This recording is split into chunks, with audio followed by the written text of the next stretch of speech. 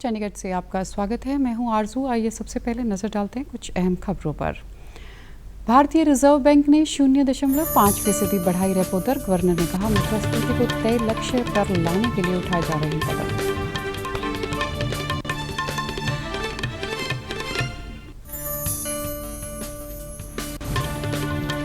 अनुराग ठाकुर ने कहा कि 2024 और 2028 ओलंपिक के लिए भारत ने की तैयारियां शुरू। खेलो इंडिया युवा खेल से प्रतिभाशाली खिलाड़ियों का करेंगे चयन। और चंडीगढ़ को सिंगल यूज प्लास्टिक से मुक्त बनाने और लोगों को जागरूक करने के लिए 6 जगहों पर आपके साथ कार्यक्रम का किया आयोजन। अब समाचार विस्तार से। भारतीय रिजर्व बैंक ने प्रमुख ब्याज दर रेपो दर में परिवर्तन किया है। रेपो दर 0.50 यानी 50 आधार अंक की बढ़त के साथ 4.9% हो गई है। मौद्रिक नीति समिति ने हाल ही में रेपो दर में 0.40% यानी 40 आधार अंक की बढ़ोतरी की थी। रिजर्व बैंक के गवर्नर शक्तिकांत दास ने मौद्रिक नीति समिति की समीक्षा के बाद आज मुंबई में यह घोषणा की। गवर्नर ने कहा कि रूस यूक्रेन युद्ध की वजह से पूरी दुनिया में महंगाई बढ़ी है, इसलिए रिजर्व बैंक ऑफ इंडिया को रेपो रेट बढ़ाना पड़ा। To increase the policy repo rate by 50 basis points to 4.90% with immediate effect.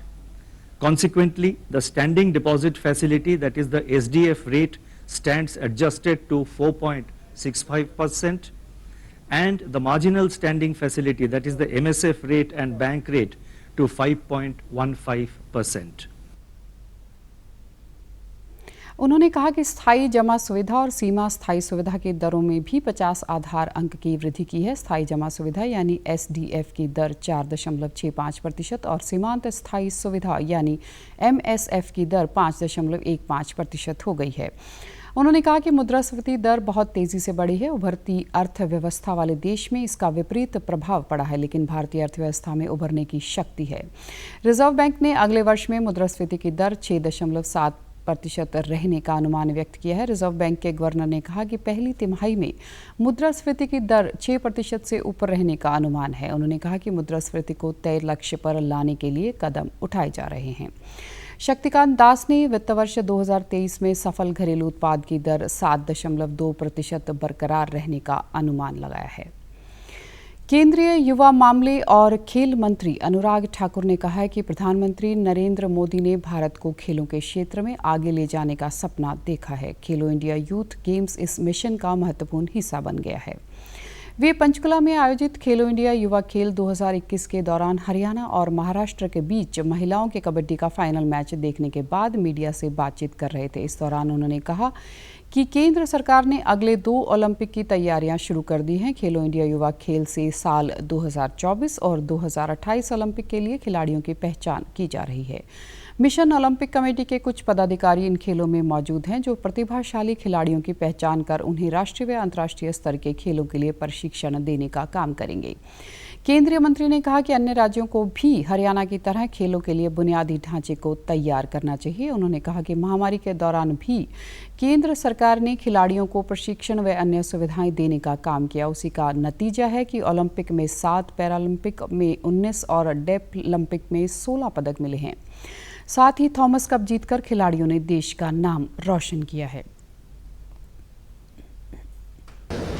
ये 5 ट्रेडिशनल खेल को बीच में शामिल करने का निर्णय भी माननीय प्रधानमंत्री मोदी जी की सोच को आगे बढ़ाना है, क्योंकि उनका मानना है परंपरागत खेलों को जितना हम बढ़ावा देंगे उतना ही दुनिया भर में भारत का नाम भी बढ़ता है, इस खेल को बढ़ावा भी मिलता है।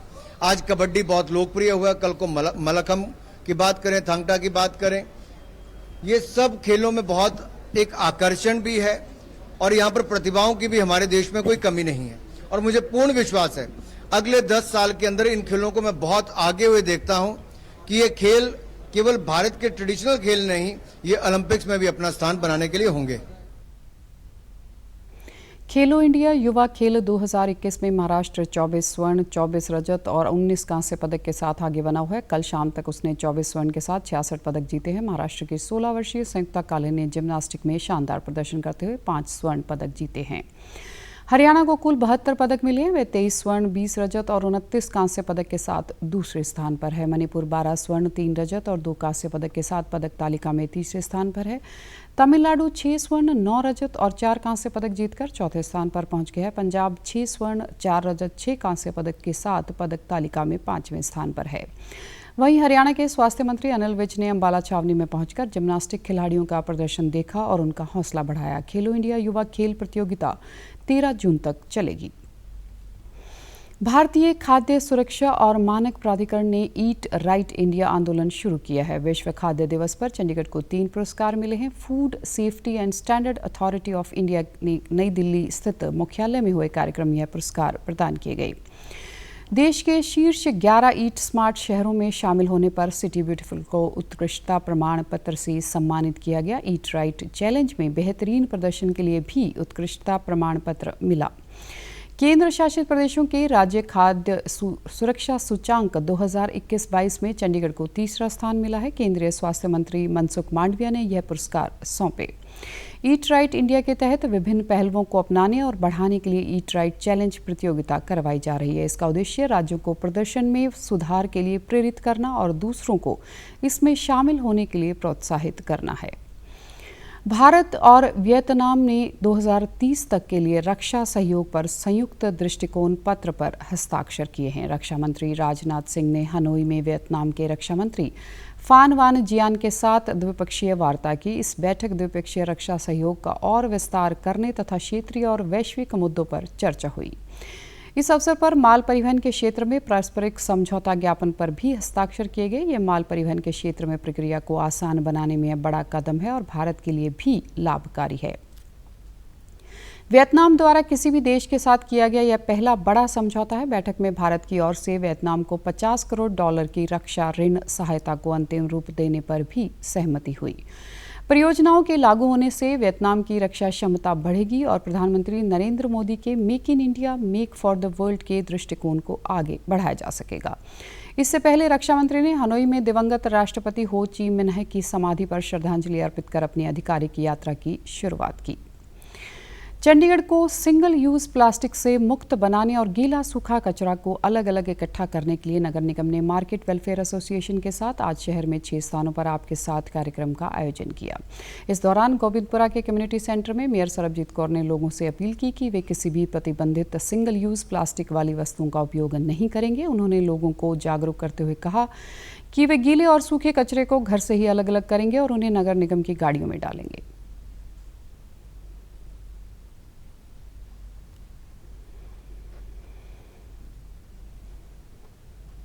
साडा मकसद की है कि अपने शहर में साफ सुथरा रखना। सानू थोड़े साथ की बहुत जरूरत है। उसलिए साडा अज मेन है कि असी सिंगल यूज प्लास्टिक बिल्कुल नहीं करांगे। थोड़ी शॉप्स से कोई आता है तो तुसी कहो उन्होंने कि असी प्लास्टिक बैग यूज नहीं करना, थैला लेके आओ, उहदे च असी समान देवांगे, नहीं देवांगे। तो साडी रिस्पोंसिबिलिटी भी बनती है कि असी दुकान ते जाने हैं तो घरों पहला असी की हुंदा दा असी बैग लेके जाते होंदे सीगे। हुण भी असी एक्टिवा गड्डी या इहदे ते बाजार असी जाने हैं स्कूटर, तो सानू चाहिए कि असी घरों ही थैला अपना लेके जाइए कि उहदे च असी सब्जी या कोई भी समान लेना है असी उहदे च पाइए, वो साडी भी जिम्मेवारी बनती है। मेयर ने उपस्थित जनों से कहा कि वह बाजार जाते समय घर से ही थैला लेकर निकलें ताकि सामान लाने में उन्हें पॉलीथीन जैसे उत्पादों का इस्तेमाल न करना पड़े। चंडीगढ़ में आज प्रशासनिक अधिकारियों ने Govindpura sector 26, sector 19, sector 8, sector 22 और सेक्टर 46 के कम्युनिटी सेंटर में कार्यक्रम आयोजित किए। इनमें मेयर, सीनियर डिप्टी मेयर और पार्षदों ने लोगों को प्लास्टिक वाली वस्तुओं, उत्पादों प्रयोग से दूर रहने की शपथ दिलाई। लोगों को शॉर्ट फिल्म दिखाकर जागरूक किया गया। देश में अब तक 194 करोड़ 43 लाख से अधिक कोविड रोधी टीके लगाए जा चुके हैं। केंद्रीय स्वास्थ्य मंत्रालय ने बताया कि कल 14,94,000 से अधिक टीके लगाए गए। इस बीच कल 5,233 लोगों में कोरोना संक्रमण की पुष्टि हुई। देश में इस समय 28,857 संक्रमितों का उपचार चल रहा है। स्वस्थ होने की दर 98.72% है। कल 7 लोगों की कोरोना संक्रमण से मौत हुई, जबकि 3,345 लोग संक्रमण मुक्त हुए। वहीं चंडीगढ़ में कल 19 कोरोना संक्रमित मिले। 7 दिन की अवधि पूरी करने पर 23 मरीजों को छुट्टी दे दी गई।